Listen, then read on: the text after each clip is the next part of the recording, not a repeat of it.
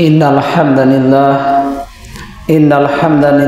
nahmaduhu wa nasta'inuhu man yahdihillahu fala mudilla lahu wa man yudlil fala hadiya lahu wa ashhadu an la ilaha illallah wahdahu la sharika lahu wa ashhadu anna Muhammadan abduhu wa rasuluh. Amma ba'd fa inna khairal hadisi kitabullah wa khairu hadi Muhammad wa syarrul umuri muhdatsatuha wa kullu muhdatsatin bid'ah wa kullu bid'atin dalalah wa kullu dalalatin finnar. A'udzu billahi minasy syaithanir rajim. Fa'lam annahu la ilaha illallah wastaghfir li dzambika walil mu'minina wal mu'minat wallahu ya'lamu mutaqallabakum wa maswaakum. Ana Anas radhiyallahu anhu qala Rasulullah sallallahu alaihi wasallam kullu bani adama khata'un wa khairu khata'in at-tawwabun. সমস্ত প্রশংসা সেই মহান রব্বুল আলামিনের জন্য, যেই মহান রব্বুল আলামিন আমাদেরকে রমজান মাসে প্রথম জুমায় দিন ধর্ম দিয়ে একটি কথা বলার এবং শোনার এবং মসজিদে আসার তৌফিক দিয়েছেন। সেই মহান রব্বুল আলামিনের শুকরিয়া আদায় করি, সকলে বলি আলহামদুলিল্লাহ। শেষ নবী মুহাম্মদ সাল্লাল্লাহু আলাইহি ওয়াসাল্লামের উপর দরুদ ইব্রাহিম একবার পাঠ করি। আল্লাহুম্মা সাল্লি আলা মুহাম্মাদিন ওয়া আলা আলি মুহাম্মাদ কামা সাল্লাইতা আলা ইব্রাহিম ওয়া আলা আলি ইব্রাহিম ইন্নাকা হামিদুম মাজিদ।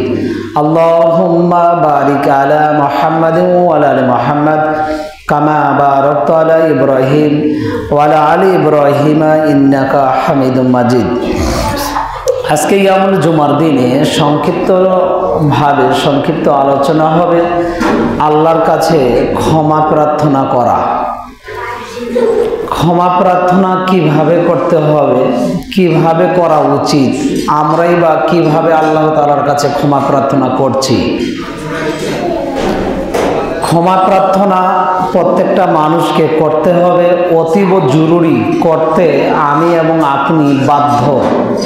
এ ব্যাপারে আল্লাহ তাআলা এবং আল্লাহ রাসূল সাল্লাল্লাহু আলাইহি সাল্লাম কি বলেছেন আমরা অবগত হব। আল্লাহ তাআলা যেন এই বিষয়ে কথা বলার তৌফিক দান করেন। ওয়া মা তৌফিকি ইল্লা বিল্লাহ আলাইহি তাওয়াক্কালতু ওয়া ইলাইহি উনীব। রব্বি জিদনি ইলমা রব্বি ইশরাহ লি সাদরি ওয়া ইয়াসসির লি আমরি ওয়াহলুল উকদাতাম মিন লিসানি ইয়াফকাহু কওলি।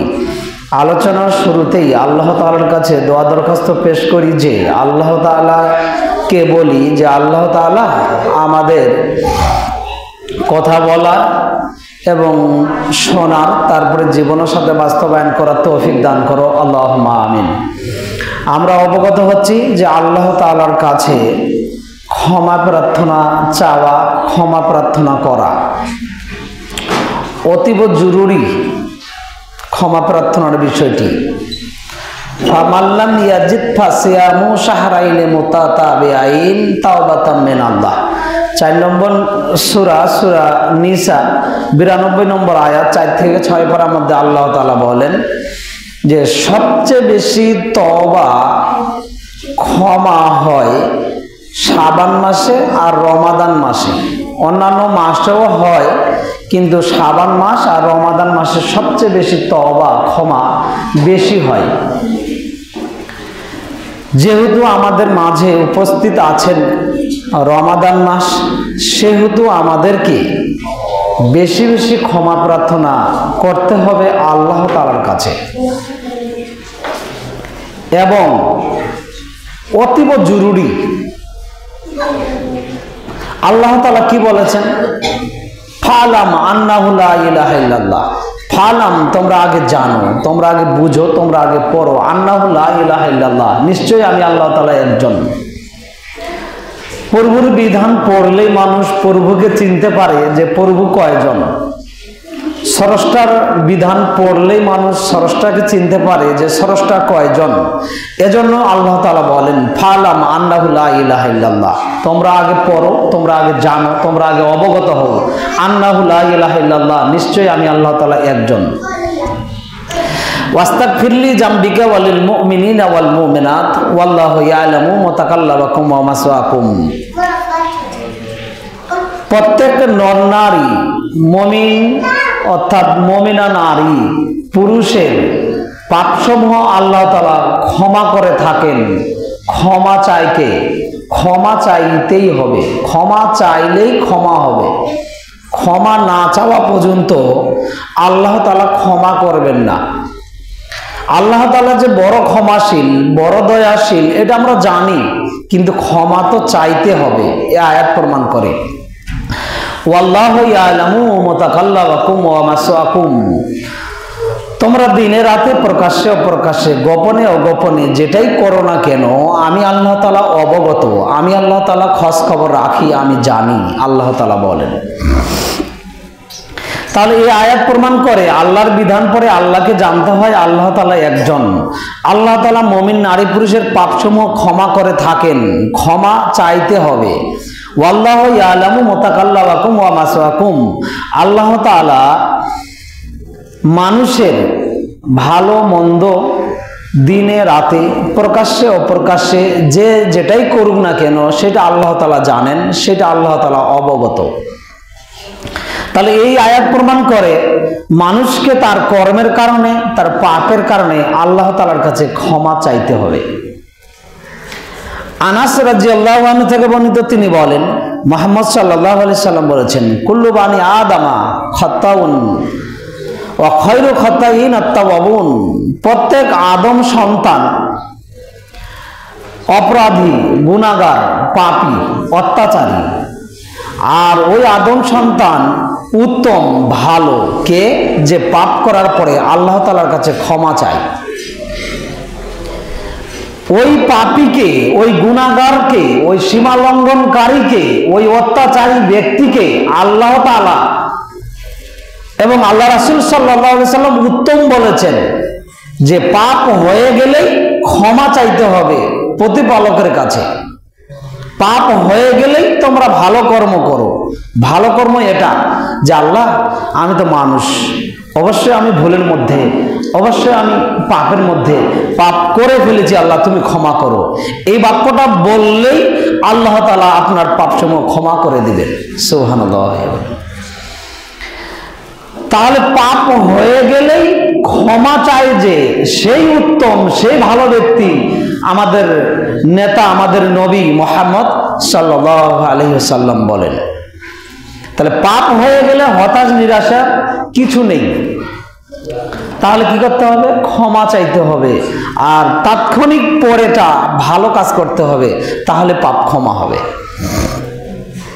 66 নম্বর সূরা, সূরা তাহরিম 8 নম্বর আয়াত, 28 পারার মধ্যে আল্লাহ তাআলা বলেন ইয়া আইয়ুহাল্লাযীনা আমানু, হে ইমানদারগণ, তুবু ইলাল্লাহি তাওবাতান নাসুহা, হে ইমানদারগণ, হে বিশ্বাসীগণ, তোমরা আমার কাছে তওবা করো, ক্ষমা চাও। তুবু ইলাল্লাহি তাওবাতান নাসুহা, বিশুদ্ধ তওবা, খাঁটি তওবা, একনিষ্ঠ তওবা। আর পাপ করব না, পাপ পথ থেকে ফিরে আসলাম, তওবা করছি, এটা হচ্ছে বিশুদ্ধ তওবা। যেমন গত সপ্তাহে আলোচনায় বলছিলাম যে রুজি যদি বৈধ না হয় মানুষের ইবাদত কবুল হবে না। রুজি যদি বৈধ না হয় দোয়া দরখাস্ত আল্লাহ তাআলার কাছে করলে দোয়া দরখাস্ত কবুল হবে না। রুজি যদি বৈধ না হয় পাপ করার পরে দোয়া করলে দোয়া কবুল হবে না।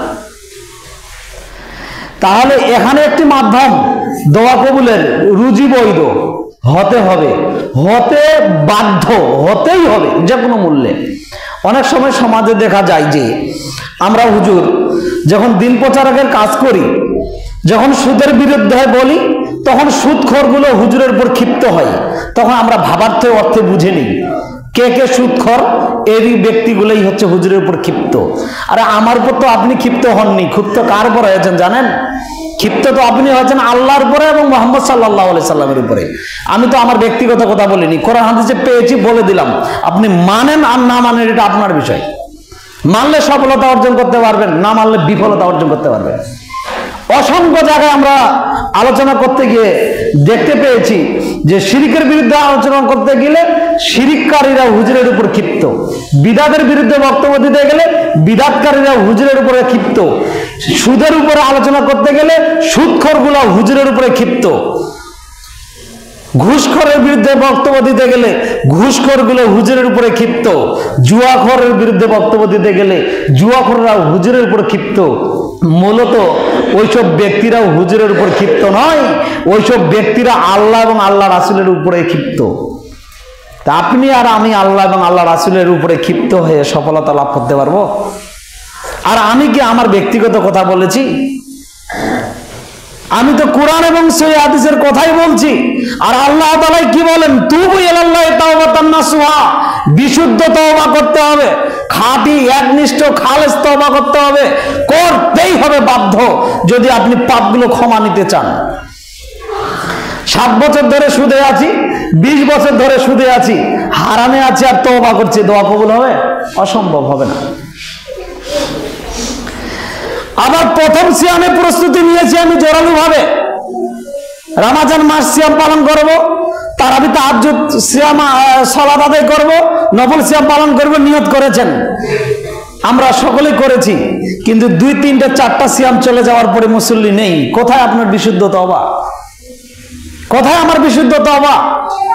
প্রত্যেক মসজিদে কালেকশন করে দেখেন, আমরা তো প্রায় মসজিদে আছি আর দেখি, আমাদের যোগাযোগ হয়। প্রত্যেক মসজিদে দেখেন প্রথম দিনে যদি হয়েছে 7 লাইন, পরের দিন বা কয়েকদিন পরে দেখবেন হয়ে গেছে 2 লাইন, তারপরে দেখবেন 1 লাইন। পুরে না আর মসজিদে মুসল্লি, এর মনে হয় সব মুসল্লি মনে হয় মারা গেছে। আল্লাহ তাআলা কি বলেন? তুবু ইলাল্লাহি তাওবাতান নাসুহা, বিশুদ্ধ তওবা করতে হয়, খাঁটি তওবা করতে হয়, একনিষ্ঠ একাগ্র চিত্তে আল্লাহ তাআলার কাছে আল্লাহর ভয়ে কান্নাকাটি করতে হয়। এটাই হচ্ছে খাঁটি তওবা। কি আমরা তওবা করলাম? রমজান মাস আছেই, 5-7 দিন যায়নি, মুসল্লি হারিয়ে গিয়েছে, এটা তওবা নয়। এইভাবে পাপ ক্ষমা হবে না। যদি আপনি বিশুদ্ধ খাঁটি তওবা করতে পারেন, বিশুদ্ধ খাঁটি তওবা করতে পারেন, আল্লাহ তাআলার সাথে ওয়াদাবদ্ধ হতে পারেন, তাহলে আমাদের মুহাম্মদ সাল্লাল্লাহু আলাইহি সাল্লাম বলেছেন যে অতীতে পূর্বে যত পাপ রয়েছে, বিশুদ্ধ তওবা করার কারণে আল্লাহ তাআলা সমস্ত পাপসমূহ ক্ষমা করে দিবেন। সুবহানাল্লাহ। বিশুদ্ধ তওবা নেই আমাদের, এটা একটা আমাদের অভাব, ঘাটতি। আর মা আয়েশা থেকে বর্ণিত, তিনি বলেন মুহাম্মদ সাল্লাল্লাহু আলাইহি সাল্লাম বলেছেন, ফাইনাল আব্দি যা তারাফু সুম্মা তাবা তাবাল্লাহু আলাইহি, কোন বান্দা বান্দি পাপ করেছে, অনুতপ্ত হয়েছে, স্বীকার করেছে, আল্লাহর কাছে আত্মসমর্পণ করেছে এবং আল্লাহকে বলেছে, আল্লাহ আমি এই এই এই এই পাপগুলো করে ফেলেছি, অনেক পাপ করে ফেলেছি, আল্লাহ তুমি আমাকে ক্ষমা করো, তুমি আমাকে মাফ করো। সুম্মা তাবা তাবাল্লাহু আলাইহি, পাপ করার পরে আত্মসমর্পণ করে আল্লাহর কাছে পাপগুলো স্বীকার করে আল্লাহর কাছে ক্ষমা চাইলেই আল্লাহ তাআলা অতীতের যত পাপ রয়েছে সমস্ত পাপ আল্লাহ তাআলা ক্ষমা করে দিবেন। সুবহানাল্লাহ। তাহলে পাপ করে পাপ স্বীকার হতে হয় এবং স্বীকার করে কাউমাও করে এবং কান্নাকাটি করে, কাকুতি মিনতি করে আল্লাহকে বলতে হয় যে আল্লাহ আমি মানুষ, পাপ করে ফেলেছি, আল্লাহ তুমি আমাকে ক্ষমা করো। আল্লাহ আমি মানুষ, আমি পাপ করে ফেলেছি, আল্লাহ তুমি আমাকে ক্ষমা করো। যদি ক্ষমা প্রার্থনা চাওয়াটা একনিষ্ঠ হয়, খাঁটি খালেজ হয়, তাহলে অতীতে যত পাপ রয়েছে সমস্ত পাপ আল্লাহ তাআলা ক্ষমা করে দেবে। সুবহানাল্লাহ। তাহলে বিশুদ্ধ তওবা এবং বিশুদ্ধ দোয়া দরখাস্ততেই আমাদের ঘাটতি রয়েছে। রহমতের মাস চলছে, মাগফিরাতের মাস চলছে, নাজাতের মাস চলছে, পাপ ক্ষমা নেওয়ার মাস চলছে, তা আমাদের মূল্যায়ন কই? মান সামা রমাদান কামা, যে ব্যক্তি রমাদান মাস পেল, সিয়াম পালন করলো, রাতে কিয়ামুল লাইল তথা তারাবি সালাত পালন করলো, গুফিরা লাহু মা তাকাদ্দামা মিন জামবিহি, তাহলে রমজান মাসের সিয়াম আর রাত্রে কিয়ামুল লাইল তথা তারাবি সালাত আদায় করবে, ঈমানাও ইহতিসাবান গুফিরা লাহু মা তাকাদ্দামা মিন জামবিহি, ঈমান এবং সওয়াবের আশায়, তাহলে কি হবে? গুফিরা লাহু মা তাকাদ্দামা মিন জামবিহি, ইতিপূর্বে যত পাপ রয়েছে সমস্ত পাপ আল্লাহ তাআলা ক্ষমা করে দিবেন। সুবহানাল্লাহ। আমার এবং আপনার পাপ ক্ষমা হবে? পাপ ক্ষমা নেওয়ার মাস আমাদের কাছে এসেছে, কিন্তু পাপ ক্ষমা নিতে পারছি না। আমরা হচ্ছে হতভাগা, আমরা হচ্ছে কপাল পুরা মুসলিম। রমজান মাস চলছে, আমাদের সিয়াম নেই। রমজান মাস চলছে, আমাদের তারাবি তাহাজ্জুদ নেই। রমজান মাস চলছে, আমাদের দান সাদাকা নেই। রমজান মাস চলছে, কোরআন তেলাওয়াত নেই, জিকির আজগার নেই, আল্লাহর ভয়ে আল্লাহর কাছে ক্ষমা প্রার্থনা নেই, কান্নাকাটি নেই। কেমনে পাপ ক্ষমা হবে? আমি এবং আপনি নিজেকে প্রশ্ন করে বিবেচনা করি যে ঠেকা আমার না আল্লাহর? ঠেকা তো আমার, প্রয়োজন তো আমার, পাপ তো করেছি আমি। পাপ থেকে বাঁচতে হবে, জাহান্নাম থেকে বাঁচতে হবে, কবরের শাস্তি থেকে বাঁচতে হবে, বিচারের মাঠের ভয়াবহ থেকে বাঁচতে হবে, এবং বাঁচার জন্য আল্লাহকে বলতে হবে যে আল্লাহ এগুলো কর্ম আমি করে ফেলেছি, তুমি আমাকে ক্ষমা করো, তুমি আমাকে মাফ করো। বিনয় এর সাথে একনিষ্ঠভাবে আল্লাহকে বলতে হয়। আর বলে যদি আল্লাহ তাআলার কাছে কবুলিয়াত হয়ে যায়, তাহলে ইতিপূর্বে সমস্ত পাপ আল্লাহ তাআলা ক্ষমা করে দিবেন। তাহলে রমজান মাসকে সিয়াম মূল্যায়ন করতে পারছি না, এবং তারাবি তাহাজ্জুদ সালাতে আমরা মূল্যায়ন করতে পারছি না, আর একনিষ্ঠ তওবা করতে পারছি না। এটা বিশাল বড় ঘাটতি আমাদের। আমাদের আদি পিতা আদম আলাইহিস সালাম এবং আদি মাতা হাওয়া আলাইহিস সালাম, এদের আমাদের আদি পিতা। এরাই আমাদের হচ্ছে কি মানুষ তৈরির প্রথম সূচনা ভূমিকা। এদের থেকে আমরা এসেছি পৃথিবীতে। এদেরকে সর্বপ্রথম জান্নাতে রাখা হয়েছিল, তারপরে জান্নাত থেকে বের করে এদেরকে পৃথিবীতে নিয়ে আসা হয়েছিল।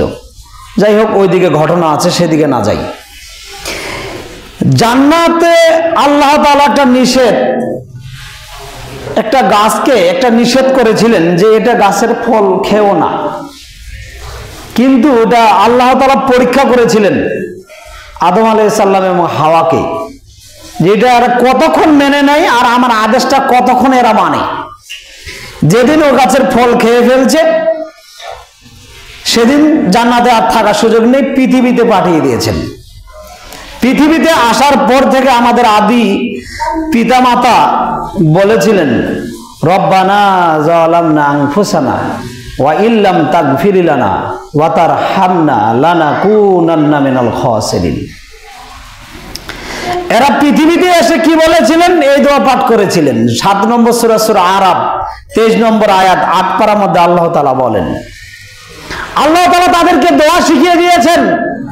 তারা আল্লাহ তাআলার কাছে দোয়া দরখাস্ত এভাবে করেছেন, হে আমাদের প্রতিপালক, হে আমাদের রব, আমরা আমাদের প্রতি জুলুম করেছি, অত্যাচার করেছি, পাপ করেছি, সীমা লঙ্ঘন করেছি, তোমার আদেশের বিরুদ্ধাচরণ করেছি। আল্লাহ, তুমি যদি আমাদেরকে ক্ষমা না করো, তুমি যদি আমাদের প্রতি দয়া না করো, আল্লাহ তুমি যদি আমাদের প্রতি ক্ষমা না করো, আল্লাহ তুমি আমাদের প্রতি যদি রহম দয়া না করো, তাহলে আমরা অবশ্যই ক্ষতিগ্রস্তদের অন্তর্ভুক্ত হব।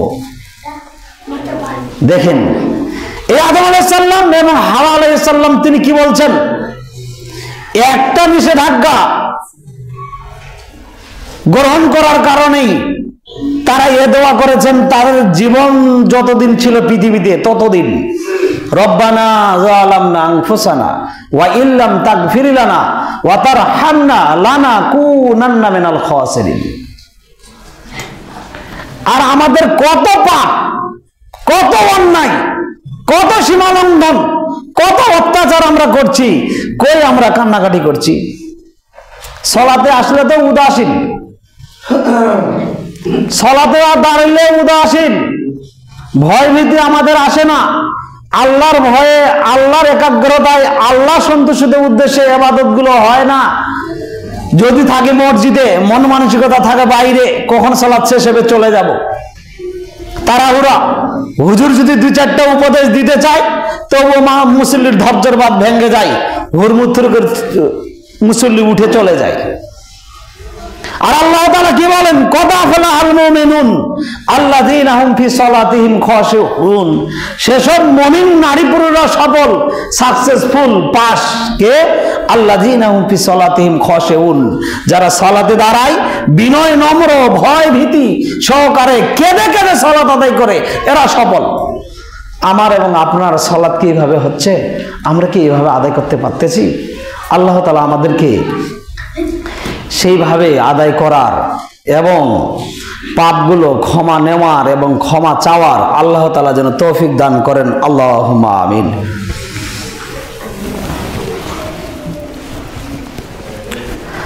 আলহামদুলিল্লাহ ওয়াহদা ওয়াসসালাতু ওয়াসসালামু আলা মান লা নাবিয়্যা বাদা। আমরা অবগত হচ্ছিলাম যে আল্লাহ তাআলার কাছে নিজের কর্মের কারণে ক্ষমা চাওয়া, ক্ষমা চাইতে আমি এবং আপনি বাধ্য।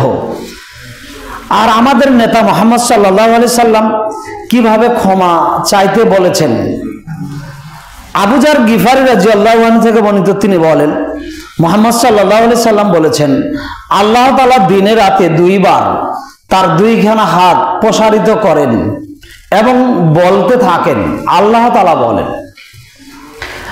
আল্লাহ তাআলা রাতে একবার হাত প্রসারিত করে বলেন, হে পৃথিবীর বান্দা সকল, তোমরা যারা দিনে পাপ করেছো রাতে ক্ষমা চাও, আমি আল্লাহ তাআলা ক্ষমা করে দিব। সুবহানাল্লাহ। তারপরে বলছে আল্লাহ তাআলা, হে রাতের অপরাধীরা, হে রাতের পাপীরা, তোমরা দিনে ক্ষমা চাও, আমি দিনে তোমার সমস্ত পাপ ক্ষমা করে দিব। আল্লাহ তাআলা দিন রাত এভাবে বলতে আছেন, হে রাতের অপরাধীরা, তোমরা দিনে ক্ষমা চাও, আমি তোমার পাপ ক্ষমা করে দিব। হে দিনের অপরাধীরা, তোমরা রাতে ক্ষমা চাও, আমি ক্ষমা করে দিব। ক্ষমা চায় কে? দিন রাত তো দোয়া দরখাস্ত করি না, কান্নাকাটি করি না, আল্লাহ ভয়ে দু চোখ দিয়ে পানি ফোঁটা বের হয় না। মুআবিয়া ইবনে হায়দার রাদিয়াল্লাহু আনহু থেকে বর্ণিত, তিনি বলেন মুহাম্মদ সাল্লাল্লাহু আলাইহি সাল্লাম বলেছেন, তিন শ্রেণীর মানুষ জান্নাতে যাবেই যাবে, জাহান্নামে এদের স্থান হবে না। তিন শ্রেণীর মানুষ জান্নাতে যাবেই যাবে, জাহান্নামে যাবে না, জাহান্নামে এদের স্থান হবে না। তার এক শ্রেণীর মানুষ আইনুন বাকাত মিন খাশিয়াতিল্লাহ, যারা আল্লাহর ভয়ে কান্নাকাটি করে, দু চোখ দিয়ে দুই ফোঁটা পানি বের করে। আমরা এটা করি? আজকে আলোচনাই হচ্ছে কি? আল্লাহর কাছে ক্ষমা, আল্লাহর ভয়ে কান্নাকাটি। আপনাকে আমাকে ইহকালেই আল্লাহ রাসূল সাল্লাল্লাহু আলাইহি সাল্লাম বলছেন, এরা জান্নাতে যাবেই যাবে, জাহান্নামের আগুন স্পষ্ট করবে না, এরা জাহান্নামে যাবে না। কে? আইনুন বাকাত মিন খাশিয়াতিল্লাহ, যারা আল্লাহর ভয়ে কান্নাকাটি করে। আমাদের কান্নাকাটি আছে? যদি থাকে ইনশাআল্লাহ এই হাদিস প্রমাণ করে ইনশাআল্লাহ জান্নাত হবে। আল্লাহ তাআলা যেন কবুল করেন। আল্লাহুম্মা আমিন। অবশ্যই অতীব জরুরি আল্লাহর ভয়ে কান্নাকাটি করা। দুই নম্বর হচ্ছে কি? আইনুন হারাসাত ফি সাবিলিল্লাহ, আল্লাহর রাস্তায় পাহারা দেওয়াই, আল্লাহর রাস্তায় দ্বীনকে উৎসর্গ করা এবং আল্লাহর রাস্তায় কি দ্বীনকে প্রতিষ্ঠা করার জন্য মাঠে ময়দানে যুদ্ধ করা। অস্ত্র শস্ত্র দিয়ে, কথা দিয়ে, ঈমান দিয়ে করতেই হবে। এটা দুই নম্বর ইমানদার বৈশিষ্ট্য। এরপরে আপনি দেখেন, আইনুন বাকাত মিন খাশিয়াতিল্লাহ, আইনুন কাফাত আন মাহরিমিল্লাহ, আল্লাহ তাআলা যেটা নিষেধ করেছেন সেটা বর্জন করা, ওই চোখ দিয়ে না দেখানো। নিষেধ কি করেছেন? নিষেধ তো অনেক করেছেন। নিষেধ করেছেন আপনার বেগানা নারীকে দেখে চক্ষু নিচু করা, হারাম কাজ থেকে চক্ষু নিচু করা, জুয়া খেলা থেকে চক্ষু নিচু করা ইত্যাদি। এগুলো হারাম কাজ থেকে বেঁচে থাকবে যারা, চোখটা ব্যবহার করবে না যারা, এরা জান্নাতে যাবে, এরা জাহান্নামে যাবে না।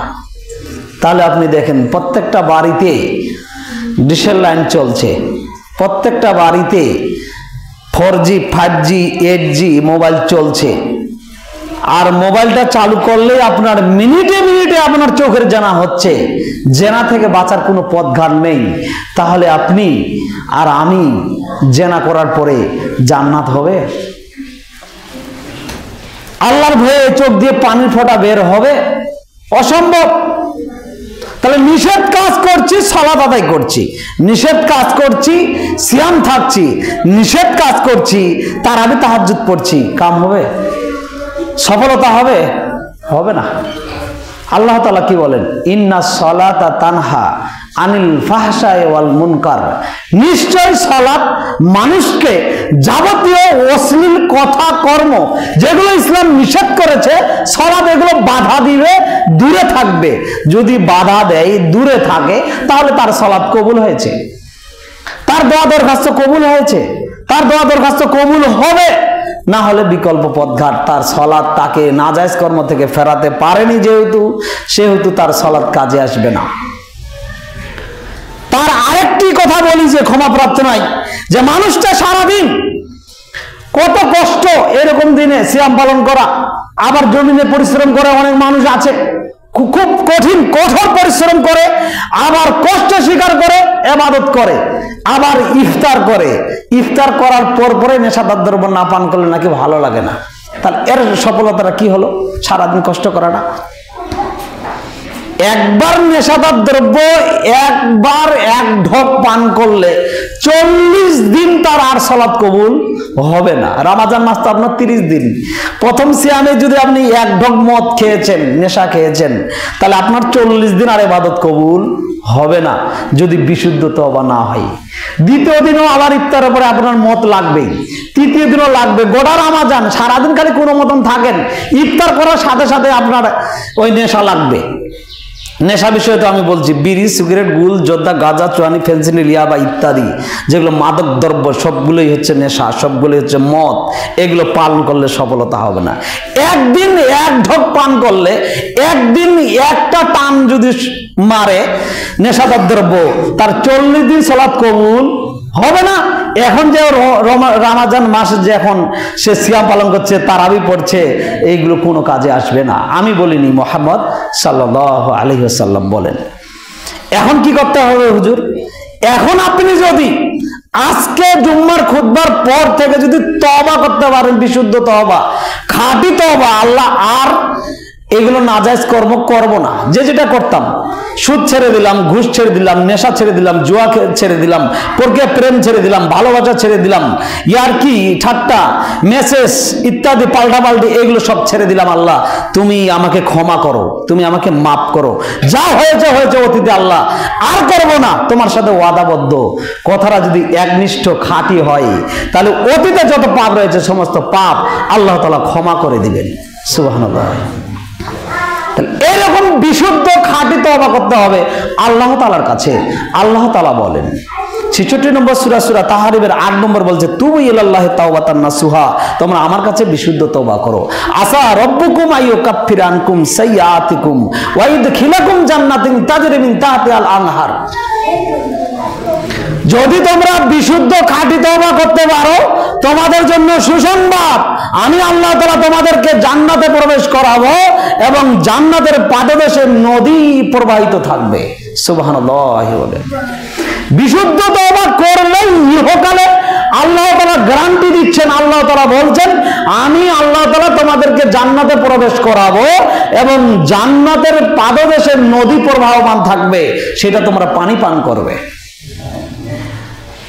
তাহলে ইহকালেই আমরা জান্নাতের সার্টিফিকেট পেয়ে যাচ্ছি, যদি আমরা আল্লাহ তাআলার উদ্দেশ্যটা, আল্লাহ তাআলার কাছে একনিষ্ঠ তওবাটা করতে পারি, তাহলেই মূলত আমাদের জান্নাত যাওয়ার সুযোগ হবে, আমাদের দোয়া দরখাস্ত কবুল হবে, জান্নাতের নদী প্রবাহমান থাকবে, পাওয়া যাবে, না হলে পাওয়া যাবে না। আমাদের অনেক মানুষ রমজান মাস তওবা যেহেতু বিষয়টা, সেহেতু বলতেই হচ্ছে, যদিও এটা আলোচনার সাথে সম্পৃক্ত আছে, সংযুক্ত আছে, সেহেতু বলছি। যেহেতু রমজান মাস, অনেক মানুষ দেখবেন শুধু ইয়ামুল জুমার দিনে ইবাদত করে, এর ইবাদত কাজে আসবে না, এটা বিশুদ্ধ তওবা নয়। অনেক মানুষ দেখবেন শুধু রমজান জোরালো ভাবে ইবাদত করে, সিয়াম একটাও ছাড়ে না। রমজান যেদিনই শেষ হয়েছে ওই দিনে আর এশার সালাত মাগরিবের সালাত পড়েনি, এর রমজানের কষ্ট স্বীকার করে কোনো লাভ হবে না। যেই মহান রব্বুল আলামিন রমজান মাসে মাগরিবের সালাতকে ফরজ করেছেন, রমজান মাসে এশার সালাতকে ফরজ করেছেন, ঠিক সেই মহান রব্বুল আলামিনও আবার রমজান মাস শেষ হয়ে গেলেও মাগরিবের সালাত ফরজ এবং এশার সালাতও কি ফরজ। শুধু রমজানে নয়, অনেক মানুষ শুধু ইয়ামুল জুমার দিনে আসে, এই ইবাদত কাজে আসবে না। 6 প্রকার মানুষ আছে ইবাদতকারী। এক প্রকার ইবাদতকারীর ইবাদত মূলত কবুল হবে, বাকি মানুষের ইবাদত কবুল হবে না, দোয়া দরখাস্ত আল্লাহ তাআলার কাছে কবুল হবে না। তার 1 নম্বরে হচ্ছে যারা ইয়ামুল জুমার দিনে ইবাদত করতে আসে, এই ইবাদত আল্লাহ তাআলা নেবেন না। আল্লাহ তাআলা কি বলবেন, 7 দিন ধরে তুমি আমার আদেশ মানো নাই, আজকে ইয়ামুল জুমার দিনে এসেছো হাজিরা খাতার নাম দিতে, আল্লাহ তাআলা এই ইবাদত নেবেন না। বাকি আদেশগুলো যে মানেননি 7 দিনে, জোহর আসর মাগরিব এশা আরো যে ইবাদতগুলো রয়েছে আপনি মানেননি, আল্লাহ তাআলা নেবেন না। 2, রমজান মাস শুধু ইবাদত করে, বাকি বছর বাকি মাসগুলো করে না, এদের ইবাদত আল্লাহ তাআলা কবুল করবেন না, এটা বিশুদ্ধ তওবা নয়। 3, যারা শুধু আত্মীয় স্বজন পাড়া প্রতিবেশী মারা গেলে মানুষে কি বলে বাসায় বসে থাকি, যাই তো একটু জানাজাটা পড়ে আসি, ওই জানাজা পড়তে গেছে, ওর জানাজা পড়ে কোনো লাভ হবে না। এবং আরো এক শ্রেণীর মানুষ দেখবেন যে 5 ওয়াক্ত সালাতও নেই, জুমাও নেই, রমজান মাসের সিয়াম সালাতও নেই, আবার জানাজাও নেই। ঈদের মাঠে দেখবেন ইমামের পাশে আছে, গোটা বছর ইবাদত করেনি, ওই বেনামাজি, ওই ঈদের মাঠে গেছে, প্রথম কাতার দখল করে আছে, ওর ইবাদত কাজে আসবে না। আরেক প্রকার ইবাদতকারী আমরা দেখতে পেলাম যে করোনা ইবাদতকারী, করোনা নামাজি। বাংলাদেশে 19 সালে প্রকাশিত হলো করোনা ভাইরাস। তখন ইয়ামুল জুমার দিনে আসরের সময় মানুষের উপস্থিত দেখে আমি মনে করলাম, মনে হয় যে সামান্য আংশিক বিপদ দিয়ে মানুষকে মনে হয় আল্লাহ তাআলা এভাবে হেদায়েত করলেন। আর মানুষ মনে হয় যে এভাবে মনে হয় হেদায়েত হলো, ভালো গ্রহণ করলো। যে আমি আসরের সালাতের পরে এসে দেখলাম বারান্দার শেষ মাথায়, যেখানে ওই ঢুকেই পায়ের পা মোজা থাকে মুছে, ময়লা মুছে, যেখানে ওখানে আমি দাঁড়িয়েছি, আমি সিরিয়ালে পাইনি একবার শেষে। মানে ইয়ামুল জুমার দিনও যত লোক উপস্থিত, আসরের সময়ও ঠিক তত লোকেই প্রায় উপস্থিত হয়েছে, প্রায় মসজিদ ভর্তি। ওরা কি?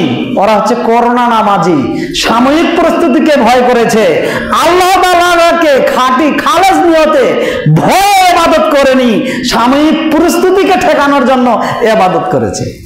আপনি কি আল্লাহকে বোকা পেয়েছেন না নিজে আপনি বোকা হয়েছেন?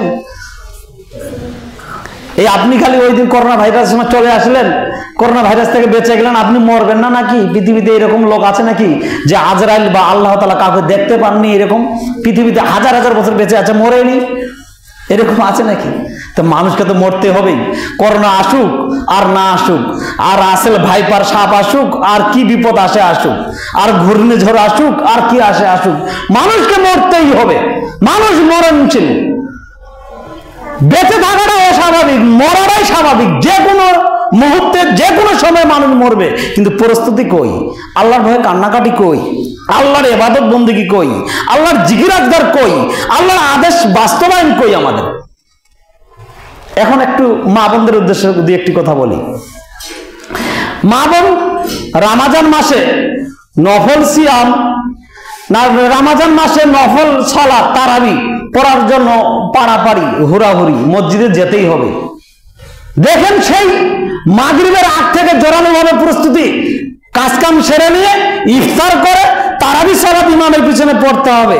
ঠিক আছে, আপনি পড়েন, কিন্তু রমজান মাস যখন আপনার চলে যায়, তখন আপনার সালাত কেন চলে যায়? রমজান মাস আসলো, তখন আপনি সুন্দর করে মাথায় ঢাকা ঢুকা দিয়ে স্কার্ফ দিয়ে বড় চাদর পরে থাকেন। আবার রমজান মাস যখন আপনার চলে গেল, আবার বেহেয়া বেশরম বেলজ্জ বেপর্দাশীল হয়ে গেলেন, রাস্তাঘাটে ঢং ঢং করে চলছেন। এটা আপনার কি বিশুদ্ধ তওবা? তাহলে অসংখ্য মা বোন এরকম আছে, প্রস্তুতি স্বামীর নিয়ন্ত্রণ করে মেনে নেয় আর বাকি মানতে চায় না। মা বোনদের কি শুধু রমজান মাসে তারাবির সালাত আদায় করতে হয়, আর কি সালাত নেই? মা বোনদেরকে কি শুধু আল্লাহ তাআলা রমজান মাসে শুধু কি পর্দা করতে বলেছেন আর বাকি মাসগুলো কি বেপর্দা থাকতে বলেছেন? তো মা বোন তো টোটালি রমজান অর্থাৎ অন্যান্য দিন অর্থাৎ যতদিন জীবন আছে ততদিন তাকে বেগানা পুরুষ থেকে পর্দায় থাকতে হবে, বিশুদ্ধ তওবা করতে হবে, কান্নাকাটি করতে হবে। তাহলে আমাদের মা বোন করে কই? রমজান মাস আসলে মনে হয় মানুষ একবারে খুব ভালো হয়ে গেল মনে করলাম না, জি আর সেই। কালকের প্রস্তুতি আপনি দেখেন, আরো অন্যান্য মসজিদগুলো আপনি তালাশ করে দেখেন, মুসল্লি কমে গেছে। এগুলো কি আমাদের সমাজ থেকে মারা গেছে না বেঁচে আছে? বেঁচে আছে। তো ইবাদত নেই কেন? আর এইভাবে ইবাদত করলে কি ইবাদত কবুল হবে? আল্লাহ তাআলা কি বলছেন? আমি আপনাকে ঘুরিয়ে পুড়িয়ে বুঝাতে চাচ্ছি বারবার, তুবু ইলাল্লাহি তাওবাতান নাসুহা, বিশুদ্ধ তওবা করতে হবে, খাঁটি খালেস নিয়তে ইবাদতটা করতে হবে, আল্লাহকে সন্তুষ্টিত খুশি রাজি করার জন্য ইবাদতটা করতে হবে, যেন ইবাদতটা আল্লাহ তাআলার কাছে কবুল হয়। আর উপরত কবুলিয়াত হয়ে গেলেই আপনার অতীতে যত পাপ রয়েছে সমস্ত পাপ আল্লাহ তাআলা ক্ষমা করে দিবেন। সুবহানাল্লাহ। তাহলে এইরকম মন মানসিকতা ইবাদত করতে হবে। যেই আল্লাহ তাআলা রমজান মাসে ইয়ামুল জুম্মাকে ফরজ করেছেন, সেই আল্লাহ তাআলা রমজান মাসের পরেও ইয়ামুল জুম্মাকে ফরজ করেছেন। আল্লাহ তাআলা তো একজনেই আদেশ করেছেন, তা আপনি শুধু রমজান মাস মানেন, বাকি মানেন না কেন? তাহলে আমার এবং আপনার বিশুদ্ধ তওবা কোথায়? খাঁটি তওবা কোথায়? কিভাবে আমরা তওবা করছি? আল্লাহ তাআলা আমাদের সবাইকে সঠিকটা বুঝার এবং আমল করার তৌফিক দান করুক, আল্লাহুম্মা আমিন।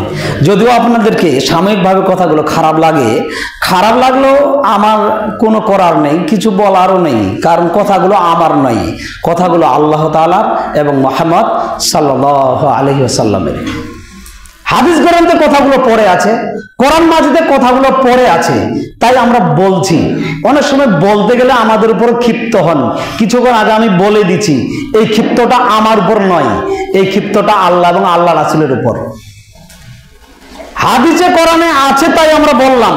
যদি আপনি মেনে নেন সফলতা লাভ করতে পারবেন ইনশাআল্লাহ, যদি আপনি না মেনে নেন বিফলতা লাভ করবেন, পরকাল জাহান্নামে যাবেন। এই হাদিস এবং কোরআনের আয়াতগুলো বারবার প্রমাণ করে। আল্লাহ তাআলা আমাদের সবাইকে সঠিকটা বুঝার এবং আমল করার তৌফিক দান করুক, আল্লাহুম্মা আমিন। আল্লাহ তাআলার কাছে আমরা যেন বিশুদ্ধ খাঁটি তওবা করতে পারি, একনিষ্ঠ তওবা করতে পারি, ইবাদতগুলো যেন আল্লাহ তাআলাকে সন্তুষ্ট করার উদ্দেশ্যে যেন করতে পারি, সেভাবে করার তৌফিক দান করুক, আল্লাহুম্মা আমিন। আল্লাহ, আমরা যতটুকু যেভাবে ইবাদতগুলো করেছি সেভাবে ইবাদতগুলো যদি না হয়, যদি আমাদের ত্রুটি থেকে থাকে, আল্লাহ এই ত্রুটিগুলো তুমি দূর করে দিয়ে পরে নেক্সটে আবার সংশোধন করে ইবাদতগুলো করার তৌফিক দান করো, আল্লাহুম্মা আমিন।